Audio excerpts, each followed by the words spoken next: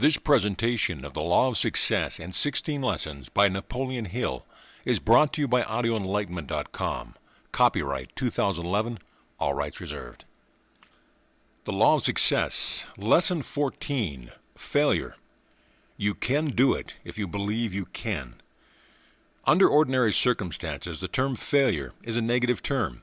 In this lesson, the word will be given a new meaning, because the word has been a very much misused one, and for that reason, it has brought unnecessary grief and hardship to millions of people. In the outset, let us distinguish between failure and temporary defeat. Let us see if that which is so often looked upon as failure is not in reality but temporary defeat.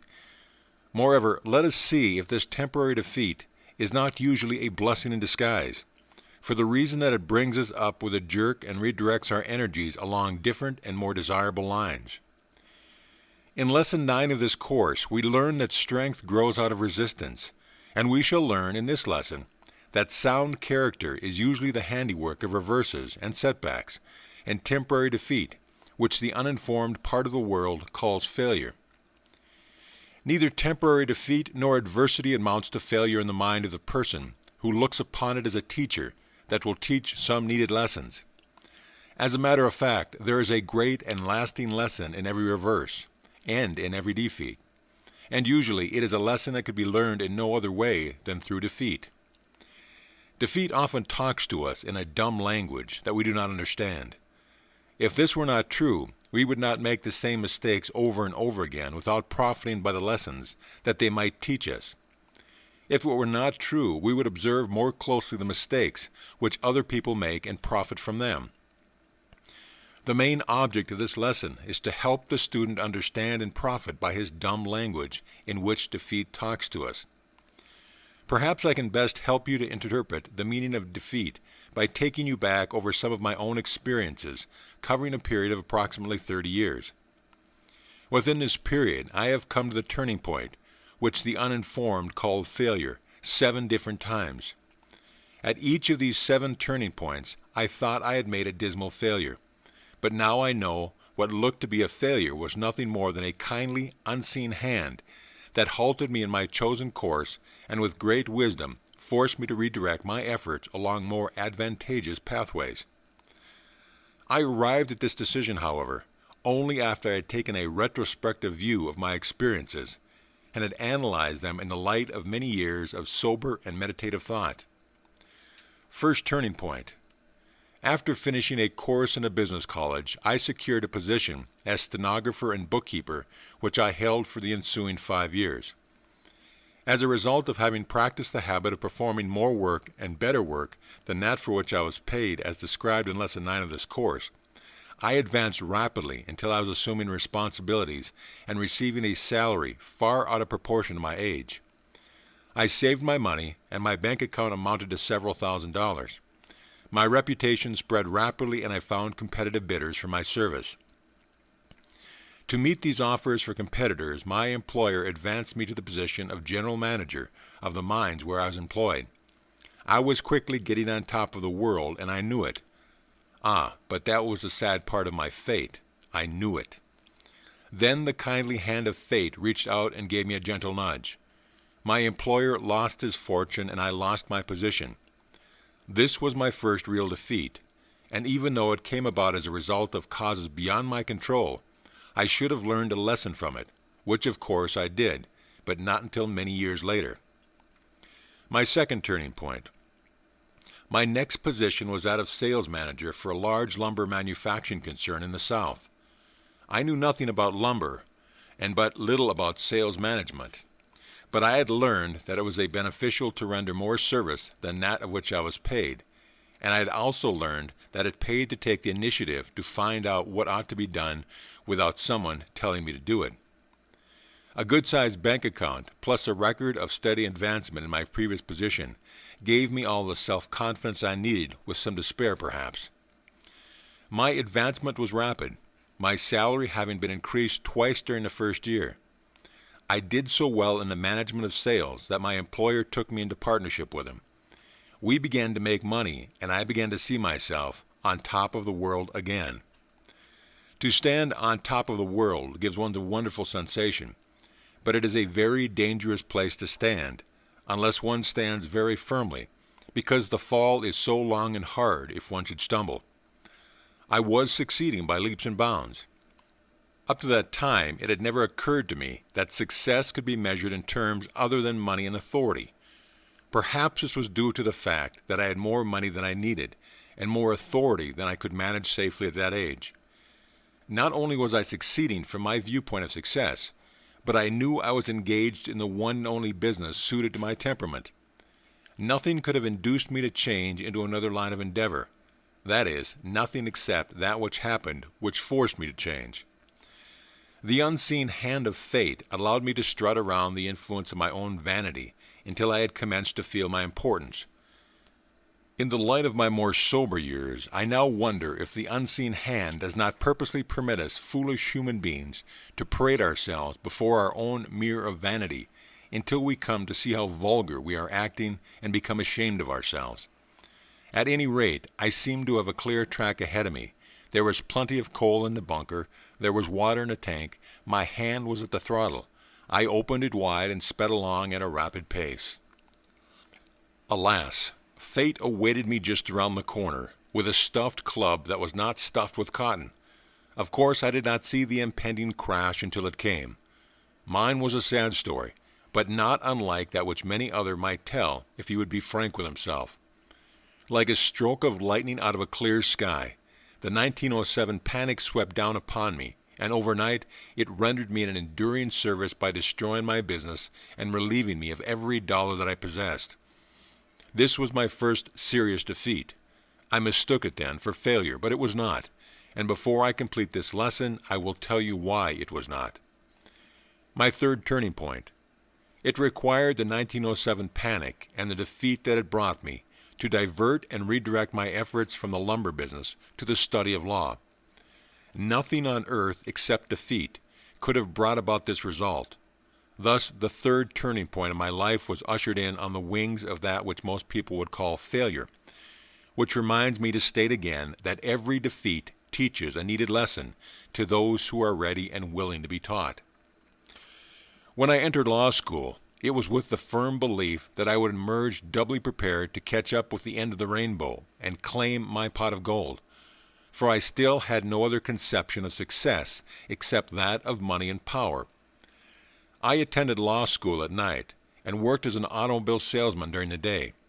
My sales experience in the lumber business was turned to good advantage. I prospered rapidly, doing so well, still featuring the habit of performing more service and better than for which I was paid, that the opportunity came to enter the automobile manufacturing business.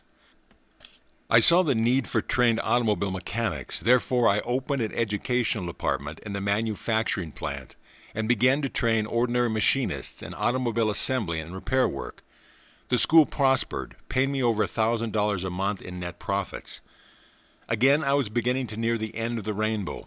Again, I knew I had at last found my niche in the world's work, that nothing could swerve me from my course or divert my attention from the automobile business.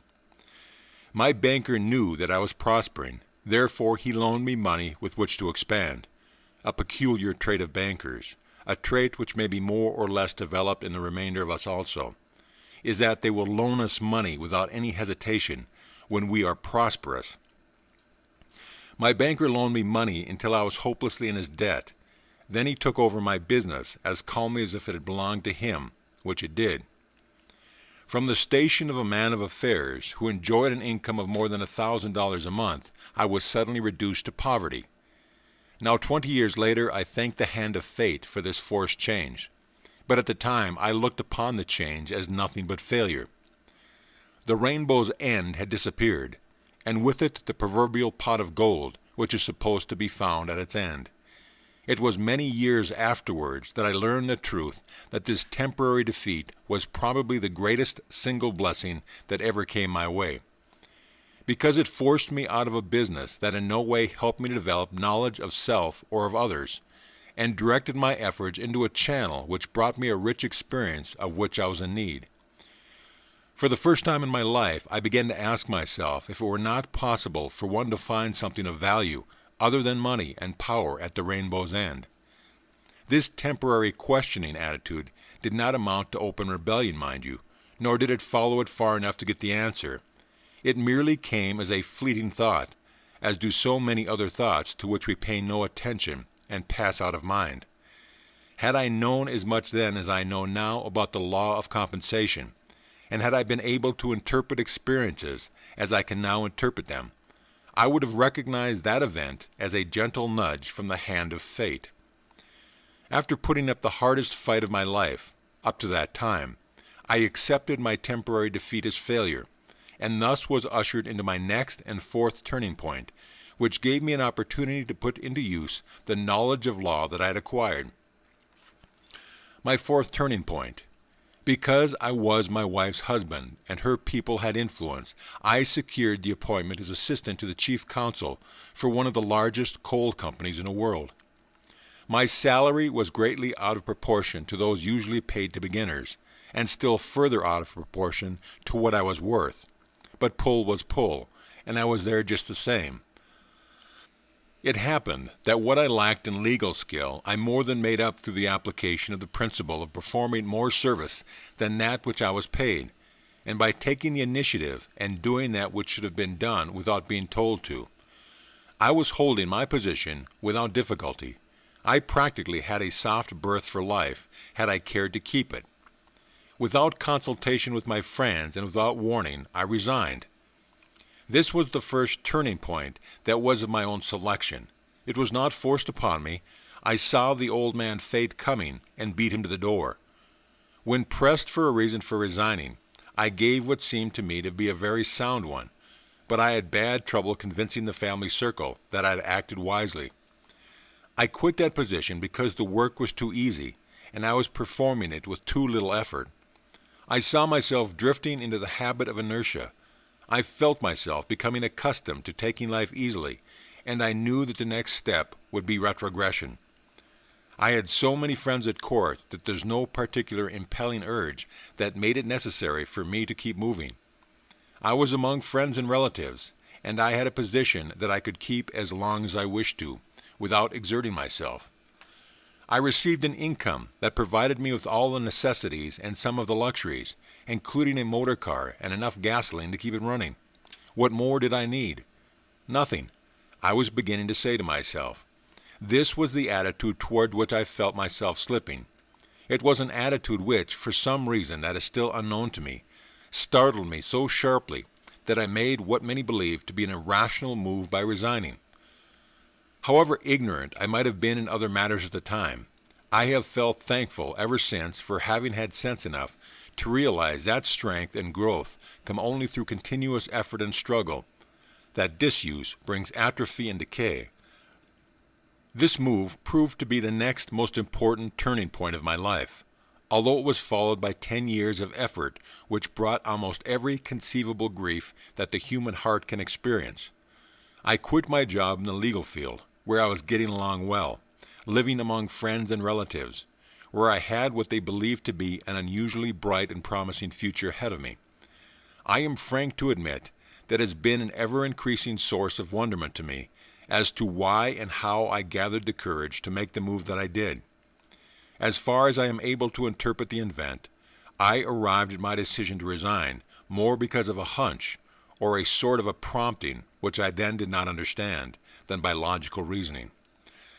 I selected Chicago as my new field of endeavor.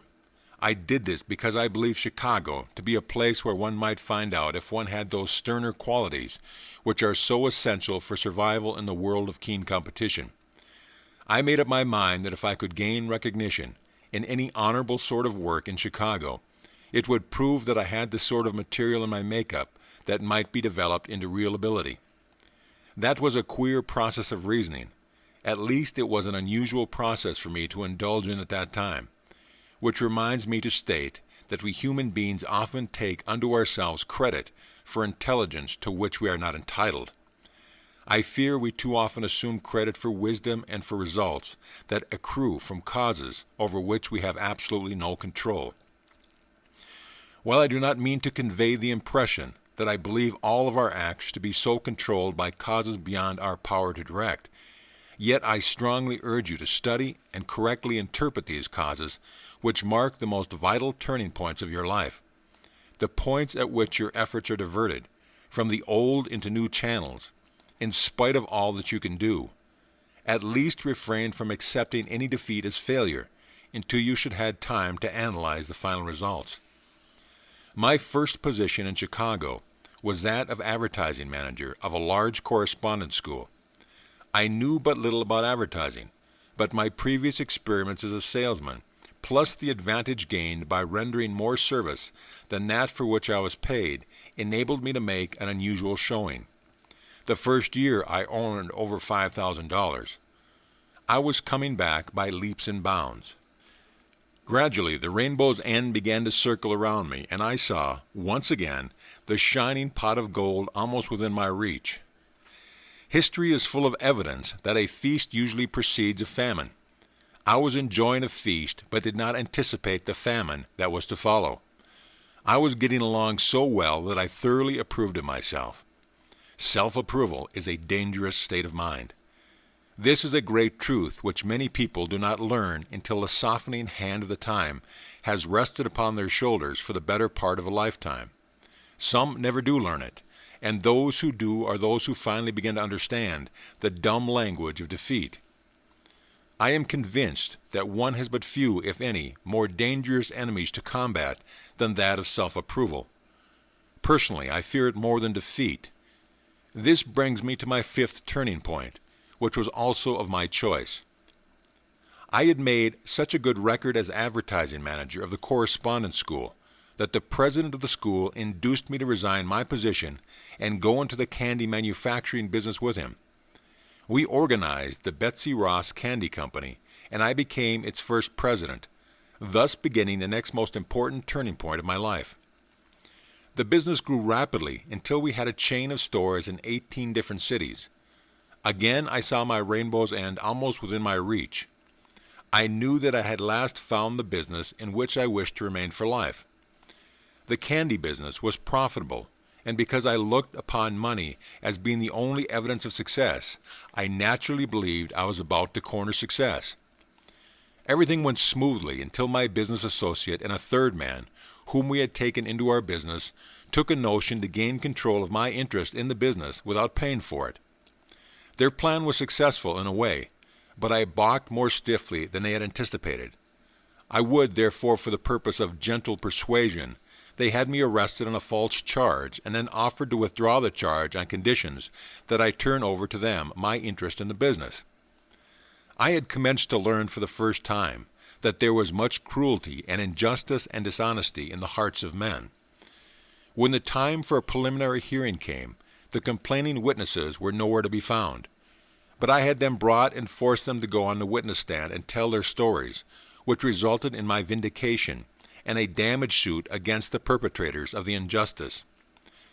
This incident brought about an irreparable breach between my business associates and myself, which finally cost me my interest in the business. But that was but slight when compared to that would have cost my associates, for they are still paying, and no doubt will continue to pay as long as they live. My damage suit was brought under what is known as a tort action, through which damages were claimed for malicious damage to character. In Illinois, where the action was brought, judgment under a tort action gives the one in favor of whom the judgment is rendered the right to have the person against whom it is obtained placed in jail until the amount of the judgment has been paid. In due time, I got a heavy judgment against my former business associates. I could then have them both placed behind bars. For the first time in my life, I was brought face to face with the opportunity to strike back at my enemies in the manner that would hurt. I had in my possession a weapon with teeth in it, a weapon placed there for the enemies themselves. The feeling that swept over me was a queer one. Would I have my enemies jailed, or would I take advantage of this opportunity to extend them mercy, thereby proving myself to be made of a different type of metal? Then and there was laid in my heart the foundation upon which the 16th lesson of this course is built. For I made up my mind to permit my enemies to go free as they could be made by having extended them mercy and forgiveness. But long before my decision had been reached, the hand of fate had commenced to deal roughly with these misguided fellow-men who had tried in vain to destroy me. Time, the master worker to which we must all submit sooner or later, had already been at work on my former business associates, and had dealt with them less mercifully than I had done. One of them was later sentenced to a long term in the penitentiary for another crime that he had committed against some other person, and the other one had, meanwhile, been reduced to pauperism. We can circumvent the law with men placed upon statute books, but the law of compensation, never. The judgment which I obtained against these men stands on the records of the Superior Court of Chicago as silent evidence of vindication of my character. But it serves me in a more important way than that. It serves as a reminder that I could forgive enemies who had tried to destroy me, and for this reason, instead of destroying my character, I suspect that the incident served to strengthen it. Being arrested seemed at the time a terrible disgrace, even though the charge was false. I did not relish the experience, and I would not wish to go through a similar experience again. But I am bound to admit that it was worth all the grief it cost me, because it gave me the opportunity to find out the revenge was not a part of my makeup. Here I would direct your attention to a close analysis of the events described in this lesson. For if you observe carefully, you can see how this entire course of study has been evolved out of these experiences. Each temporary defeat left its mark upon my heart and provided some part of the material of which this course has been built. We would cease to fear or to run away from trying experiences if we observed from the biographies of men of destiny that nearly every one of them was sorely tried and run through the mill of merciless experience before he arrived. This leads me to wonder if the band of fate does not test the metal of which we are made, in various and sundry ways, before placing great responsibilities upon our shoulders. Before approaching the next turning point of my life, may I not call your attention to the significant fact that each turning point carried me nearer and nearer my rainbow's end, and brought me some useful knowledge which became later a permanent part of my philosophy of life. My sixth turning point. We come now to the turning point which probably brought me nearer the rainbow's end than any of the others had, because it placed me in the position where I found it necessary to bring into use all the knowledge I had acquired up to this time, concerning practically every subject with which I was acquainted, and gave me opportunity for the self-expression and development such as rarely comes to a man so early in life. This turning point came shortly after my dreams of success in the candy business had been shattered, when I turned my efforts to teaching advertising and salesmanship as a department of one of the colleges of the Middle West. Some wise philosopher has said that we never learn very much about a given subject until we commence teaching it to others. My first experience as a teacher proved this to be true. My school prospered from the very beginning. I had a resident class and also a correspondence school through which I was teaching students in nearly every English-speaking country. Despite the ravages of war, the school was growing rapidly, and I again saw the end of the rainbow within sight. Then came the second military draft, which practically destroyed my school, as it caught most of those who were enrolled as students. At one stroke, I charged off more than $75,000 in tuition fees, and at the same time contributed my own service to my country. Once more, I was penniless. Unfortunate is the person who has never had the thrill of being penniless at one time or another.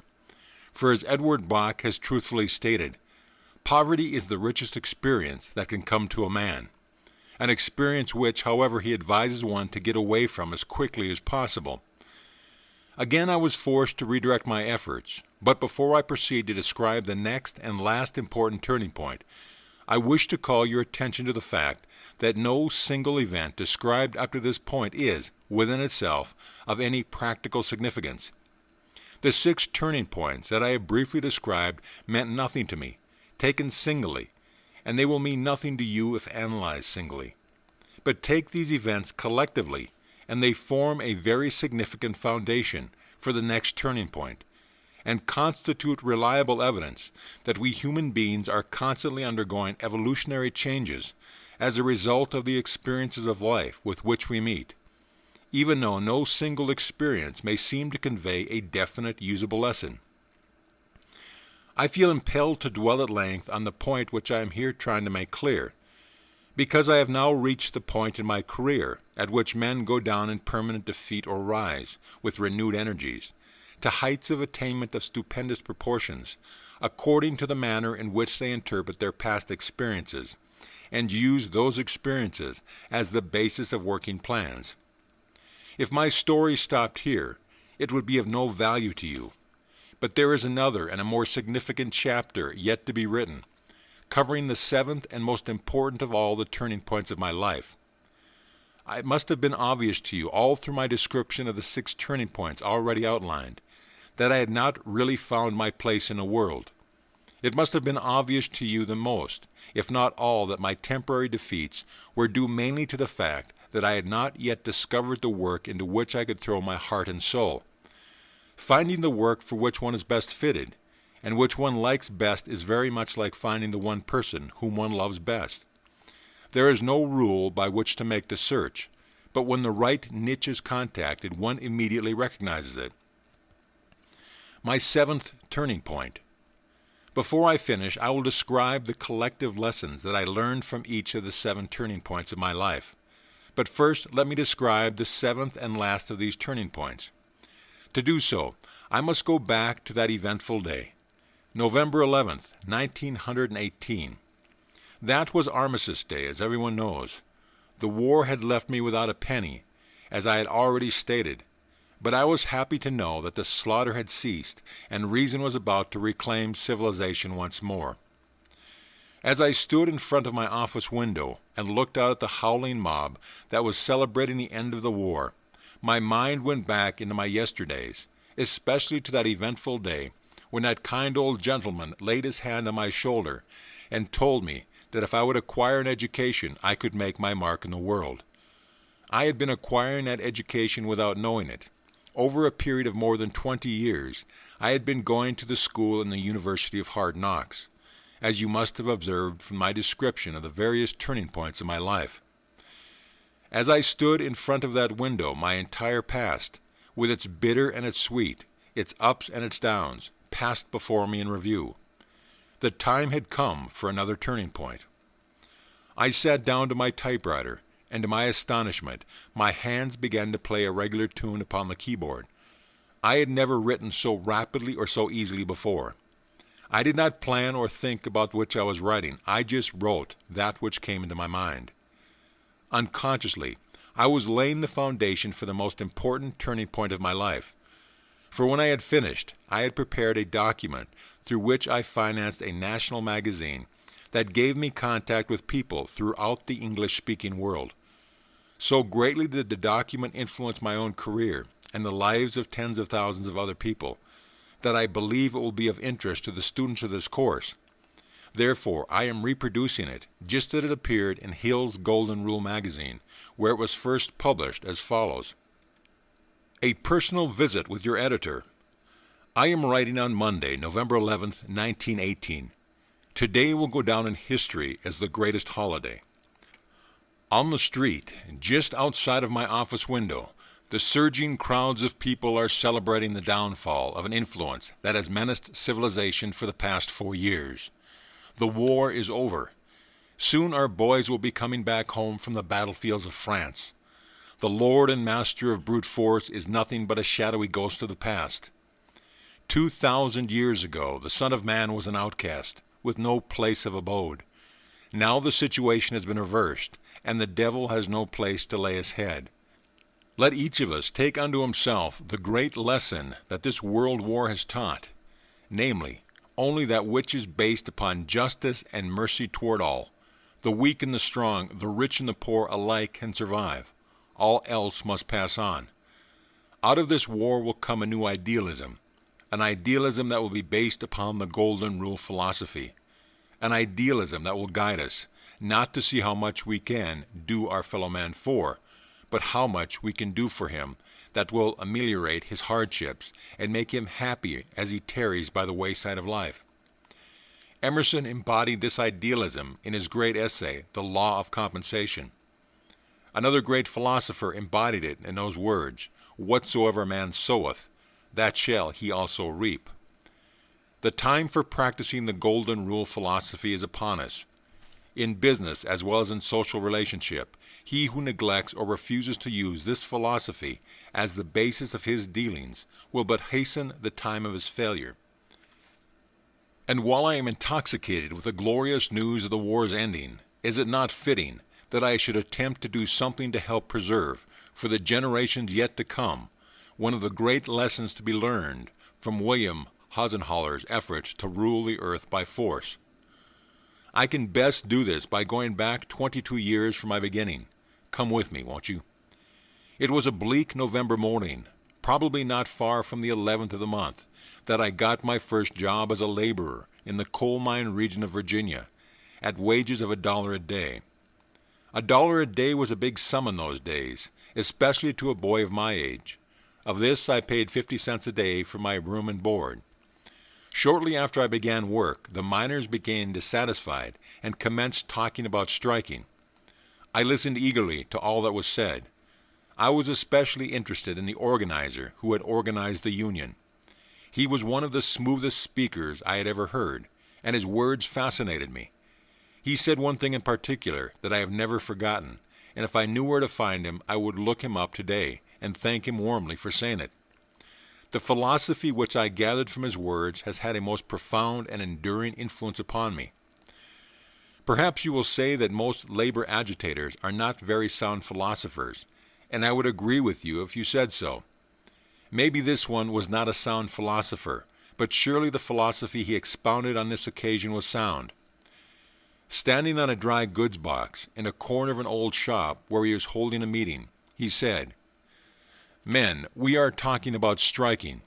Before you vote, I wish to call your attention to something that will benefit you if you will heed what I say.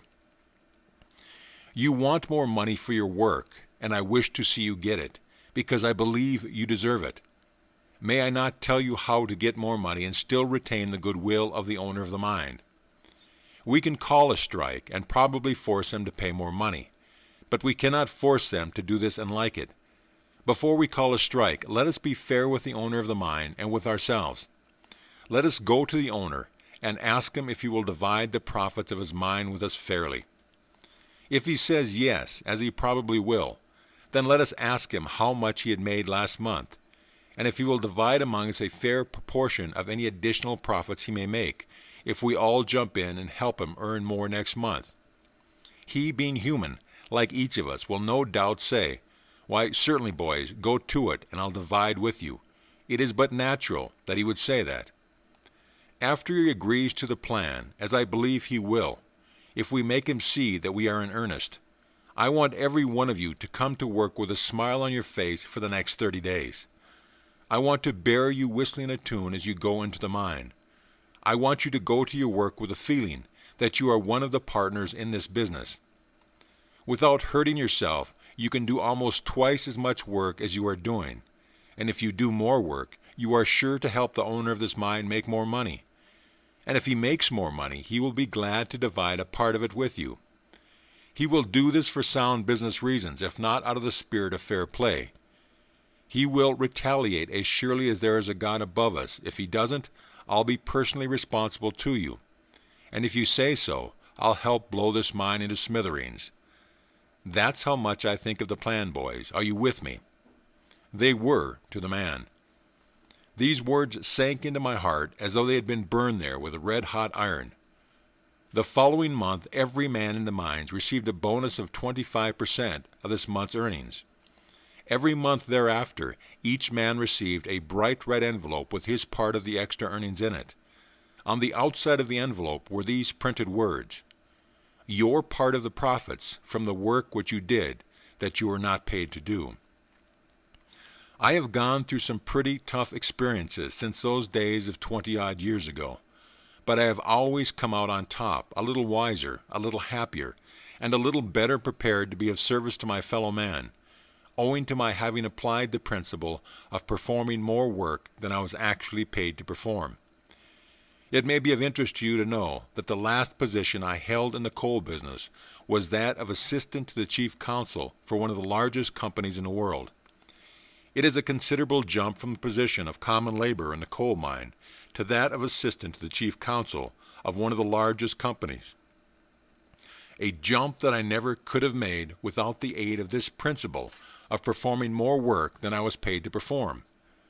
I wish I had the space in which to tell you of the scores of time that this idea of performing more work than I was paid to perform has helped me over rough spots. Many have been the times that I have placed an employer so deeply in my debt through the aid of this principle that I got whatever I asked for, without hesitation or quibbling, without complaint or hard feelings, and what is more important, without the feeling that I was taking unfair advantage of my employer. I believe most earnestly that anything a man acquires from his fellow man, without the full consent of the one from whom it is acquired, will eventually burn a hole in his pocket, or blister the palms of his hands, to say nothing of gnawing at his consciousness until his heart aches with regret. As I read in the beginning, I am writing on the morning of the 11th of November, while the crowds are celebrating the great victory of right over wrong. Therefore, it is but natural that I should turn to the silence of my heart for some thought to pass on to the world today. Some thought that will help keep alive in the minds of Americans the spirit of idealism for which they have fought and in which they entered the World War. I find nothing more appropriate than the philosophy which I have related, because I earnestly believe it was the arrogant disregard of this philosophy that brought Germany, the Kaiser, and his people to grief. To get this philosophy into the hearts of those who need it, I shall publish a magazine to be called Hill's Golden Rule. It takes money to publish national magazines, and I haven't very much of it at this writing. But before another month shall have passed, through the aid of the philosophy that I have tried to emphasize here, I shall find someone who will supply the necessary money, and make it possible for me to pass on to the world the simple philosophy that lifted me out of the dirty coal mines, and gave me a place where I can be of service to humanity. The philosophy which will raise you, my dear reader, whoever you may be and whatever you may be doing, into whatever position in life you may make up your mind to attain. Every person has, or ought to have, the inherent desire to own something of monetary value. In at least a vague sort of way, every person who works for others, and this includes practically all of us, looks forward to the time when he will have some sort of business or profession of his own. The best way to realize that ambition is to perform more work than one is paid to perform. You can get along with but little schooling. You can get along with but little capital. You can overcome almost any obstacle with which you are confronted if you are honestly and earnestly willing to do the best work of which you are capable, regardless of the amount of money you receive for it. Note, it is the afternoon of November the 21st, just 10 days since I wrote the foregoing editorial. I have just read it to George W. Williams of Chicago, a man who came up from the bottom through the aid of philosophy of which I had written, and he has made the publication of Hill's Golden Rule magazine possible. It was in this somewhat dramatic manner that a desire which had laid dormant in my mind for nearly 20 years became translated into reality. During all that time I had wanted to become the editor of a newspaper. Back more than 30 years ago, when as a very small boy, I used to kick the press for my father when he was publishing a small weekly newspaper, and I grew to love the smell of printer's ink. Perhaps this desire was subconsciously gaining momentum all these years of preparation, while I was going through the experience outlined in the turning points of my life, until it had finally to burst forth in the terms of action. Or it may be that there was another plan, over which I had no control, that urged me on, never giving me any rest in any other line of work, until I began the publication of my first magazine. That point can be passed for the moment. The important thing to which I would direct your attention is the fact that I found my proper niche in the world's work, and I was very happy over it. Strangely enough, I entered upon this work with never a thought of looking for either the end of the rainbow or the proverbial pot of gold, which is supposed to be found at its end. For the first time in my life, I seemed to realize, beyond room for doubt, that there was something else to be sought in life that was worth more than gold. Therefore, I went at my editorial work with but one main thought in mind, and I pause while you ponder over this thought. And that thought was to render the world the best service of which I was capable, whether my efforts brought me a penny in return or not. The publication of Hill's Golden Rule magazine brought me into contact with a thinking class of people all over the country. It gave me my big chance to be heard. The message of optimism and goodwill among men that it carried became so popular that I was invited to go on a countrywide speaking tour during the early part of 1920, during which I had the privilege of meeting and talking with some of the most progressive thinkers of this generation. Contact with these people went a very long way toward giving me the courage to keep on doing the good work that I had started. This tour was a liberal education within itself, because it brought me in exceedingly close contact with people in practically all walks of life, and gave me a chance to see that the United States of America was a pretty large country. Comes now a description of the climax of the seventh turning point of my life. During my speaking tour, I was sitting in a restaurant in Dallas, Texas, watching the hardest downpour of rain that I have ever seen. The water was pouring down over the plate glass window in two great streams, and playing backwards and forward from one of these streams to the other were little streams, making what resembled a great ladder of water. As I looked at this unusual scene, the thought flashed into my mind that I would have a splendid lecture if I organized all that I had learned from the 7 turning points of my life, and all I had learned from studying the lives of successful men, and offered it under the title of The Magic Ladder to Success.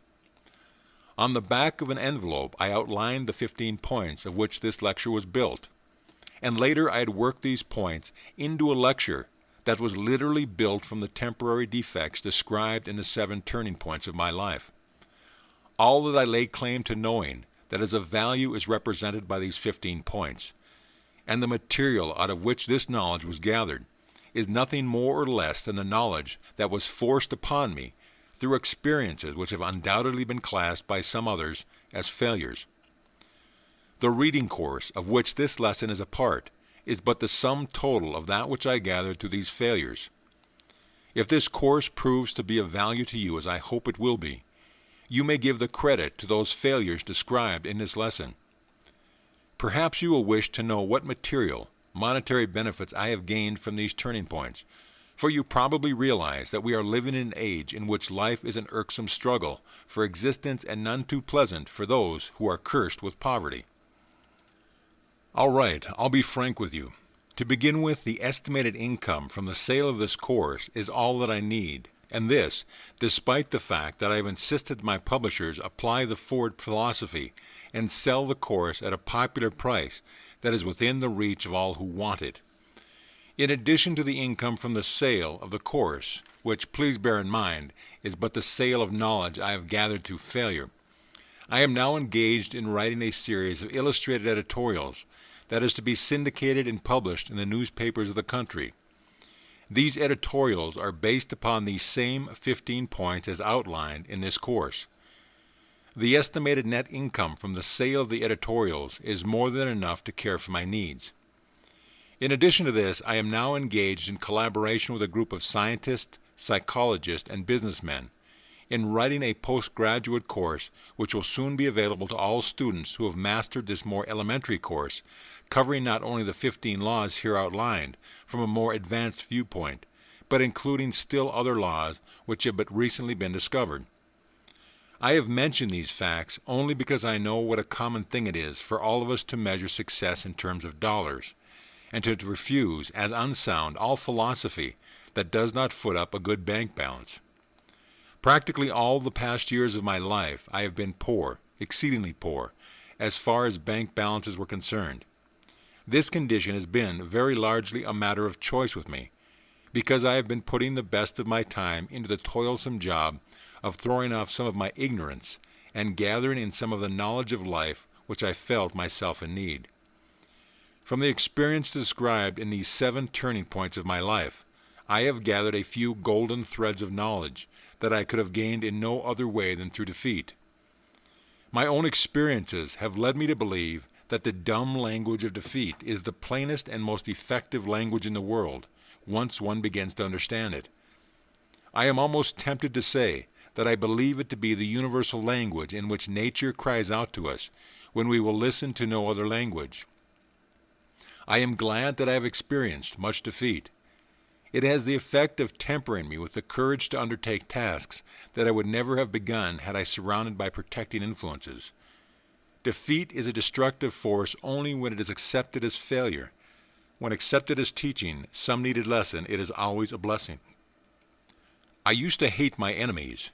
That was before I learned how well they were serving me by keeping me everlasting on the alert lest some weak spot in my character provide an opening through which they might damage me. In view of what I have learned of the value of enemies, if I had none, I would feel it my duty to create a few. They would discover my defects and point them out to me, whereas my friends, if they saw my weakness at all, would say nothing about them. Of all Joaquin Miller's poems, none expressed a nobler thought than did this one. Verse: All honor to him who shall win a prize. The world has cried for 1,000 years.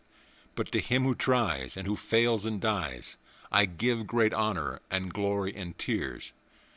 Give glory and honor and pitiful tears to all who fail in their deeds sublime. Their ghosts are many in the van of years. They were born with time in advance of time. O great is the him who wins a name, but greater many and many a time, some pale-faced fellow who dies in shame, and lets God finish the thought sublime. And great is the man with a sword undrawn, and good is the man who refrains from wine. But the man who fails and yet still fights on, in he is a twin brother of mine. End of verse. There can be no failure for the man who still fights on. A man has never failed until he accepts temporary defeat as failure. There is a wide difference between temporary defeat and failure, a difference I have tried to emphasize throughout this lesson.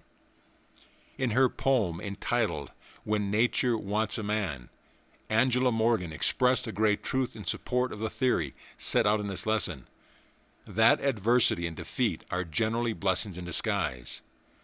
Verse: When nature wants to drill a man, and thrill a man, and skill a man, when nature wants to mold a man to play the noblest part, when she yearns with all her heart to create so great and bold a man that all the world should praise, watch her method, watch her ways, how she ruthlessly perfects, whom she royally elects, how she hammers him and hurts him, and with mighty blows converts him into trial shapes of clay which only nature understands.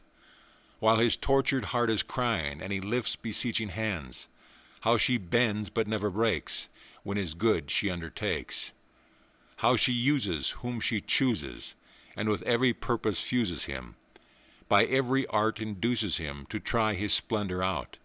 Nature knows what she's about.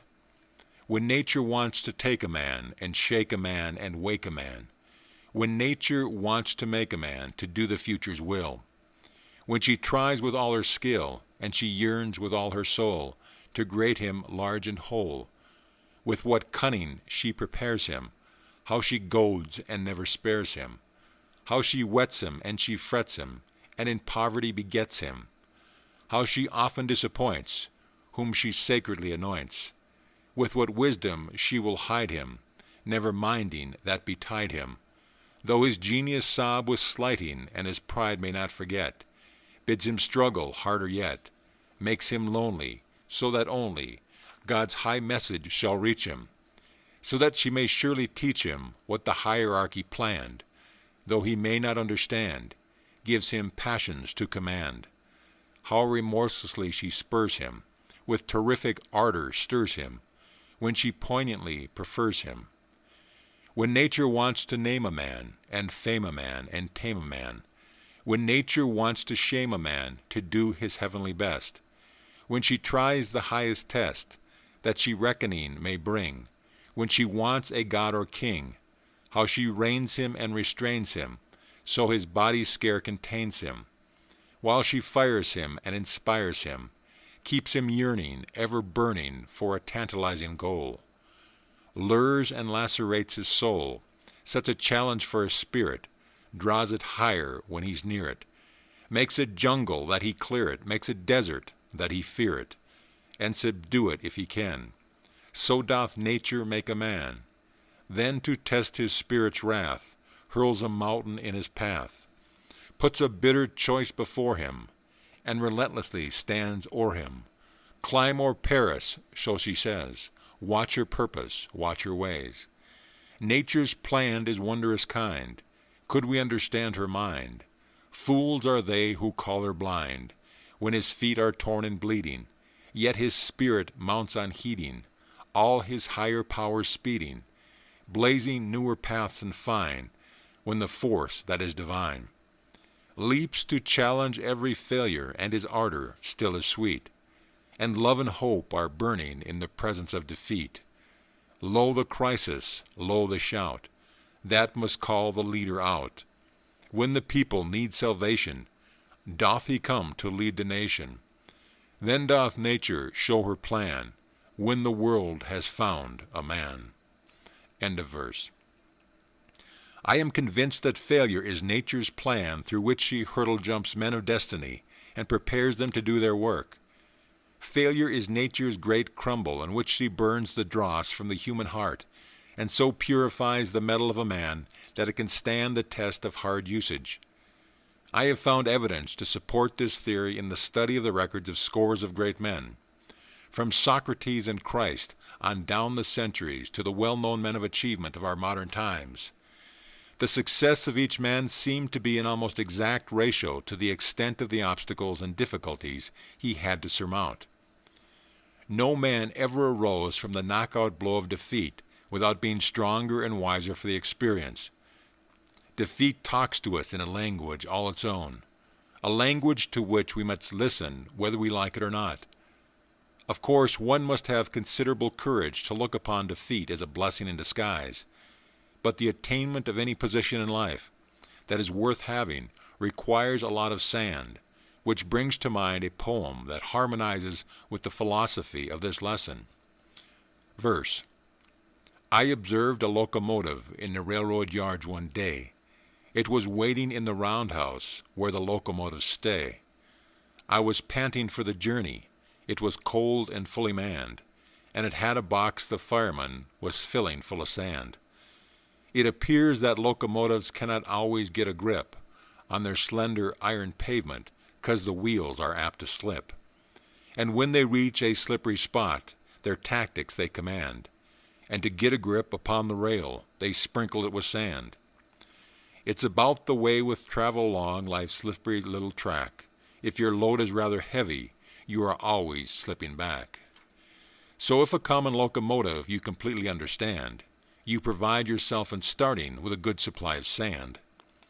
If your track is steep and hilly, and you have a heavy grade, if those who gone before you have the rails quite slippery made, if you ever reach the summit of the upper tableland, you'll find you have to do it with a liberal use of sand. If you strike some frigid weather and discover to your cost that you're liable to slip upon a heavy coat of frost, then some prompt decided action will be called into demand, and you'll slip way to the bottom if you haven't any sand.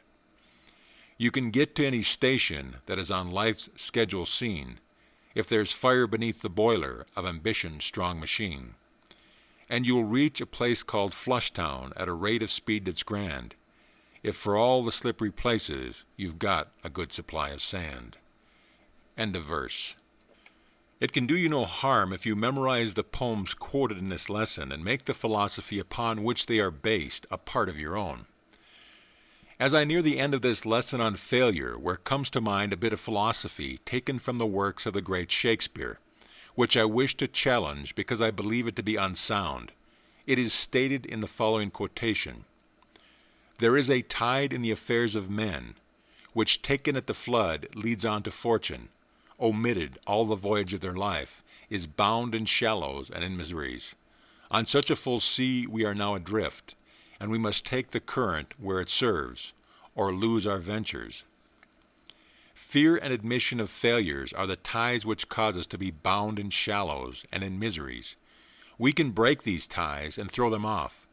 Nay, we can turn them to advantage and make them serve as a tow line with which to pull ourselves ashore if we observe and profit by the lessons they teach. Who never has suffered, he has lived but half. Who's never failed, he never strove or sought. Who never wept is a stranger to a laugh, and he who never doubted ever thought. As I near the end of this, my favorite lesson of this course, I close my eyes for a moment and see before me a great army of men and women whose faces show the lines of care and despair. Some are in rags, having reached the last stage of that long, long trail which men call failures. Others are in better circumstance, but the fear of starvation shows plainly on their face. The smile of courage has left their lips, and they too seem to have given up the battle. The scene shifts. I look again and I am carried backward into the history of man's struggle for a place in the sun. And there I see also the failures of the past. Failures that have meant more to the human race than all the so-called successes recorded in the history of the world. I see the homely face of Socrates as he stood at the very end of that trail called failure, waiting with upturned eyes through those moments which must have seemed like an eternity, just before he drank the cup of hemlock that was forced upon him by his tormentors. I see also Christopher Columbus, a prisoner in chains, which was the tribute paid him for his sacrifice in having set sail on an unknown and uncharted sea to discover an unknown continent. I see also the face of Thomas Paine, the man whom the English sought to capture and put to death as the real instigator of the American Revolution. I see him lying in a filthy prison in France as he waited calmly under the shadow of the guillotine, for the death which he expected would be meted out to him for his part in behalf of humanity. And I see also the face of the man of Galilee as he suffered on the cross of Calvary, the reward he received for his efforts in behalf of suffering human failures, all. Oh, to be such a failure! Oh, to go down in history as these men did, as one who was brave enough to place humanity above the individual and the principle above pecuniary gain. On such failures rest the hopes of the world. Verse: O men who are labeled failures, up, rise up, again and do. Somewhere in the world of action is room. There is room for you. No failure was ever recorded in the annals of truthful men, except of the craven-hearted who fails nor attempts again. The glory is in the doing, and not in the trophy won. The walls that are laid in darkness might laugh to the kiss of the sun. O weary and worn and stricken, O child of fate's cruel gales, I sing that it haply may cheer him, I sing to the man who fails. Be thankful for the defeat which men call failure, because if you can survive it and keep on trying, it gives you a chance to prove your ability to rise to the heights of achievement in your chosen field of endeavor. No one has the right to brand you as a failure except yourself. If in a moment of despair you should feel inclined to brand yourself as a failure, just remember these words of the wealthy philosopher Croesus, who was advisor to Cyrus, king of the Persians. I am reminded, O king, and take this lesson to heart, that there is a wheel on which the affairs of men revolve, and its mechanism is such that it prevents any man from being always fortunate. What a wonderful lesson is wrapped up in those words, a lesson of hope and courage and promise. Who of us has not seen off days when everything seemed to go wrong? These are the days when we see only the flat side of the great wheel of life. Let us remember that the wheel is always turning. If it brings us sorrow today, it will bring us joy tomorrow. Life is a cycle of varying events, fortunes and misfortunes. We cannot stop this wheel of fate from turning, but we can modify the misfortune it brings us by remembering that good fortune will follow, just as surely as night follows day, if we but keep faith with ourselves and earnestly and honestly do our best. In his greatest hours of trial, the immortal Lincoln was heard often to say, "And this too will soon pass." If you are smarting from the effects of some temporary defeat, which you find it hard to forget, let me recommend this stimulating little poem by Walter Malone. Verse. Opportunity. They do me wrong who say I come no more, when once I knock and fail to find you in. For every day I stand outside your door, and bid you wake and rise to fight and win. Wail not for precious chances passed away. Weep not for golden ages on the wane. Each night I burn the records of the day, and sunrise every soul is born again. Laugh like a boy at splendors that have sped, to vanished joys be blind and deaf and dumb. My judgments seal the dead past with its dead, but never bind a moment yet to come. Though deep in mire, wring not your hands and weep. I lend my arms to all who say I can. No shame-faced outcast ever sank so deep, but yet might rise and be again a man. Dost thou behold thy lost youth all aghast? Dost reel from righteous retribution's blow? Then turn from blotted archives of the past, and find the future's pages white as snow. Art thou a mourner? Rouse thee from thy spell. Art thou a sinner? Sin may be forgiven. Each morning gives thee wings to fly from hell, each night a star to guide thy feet to heaven. End of verse. End of lesson.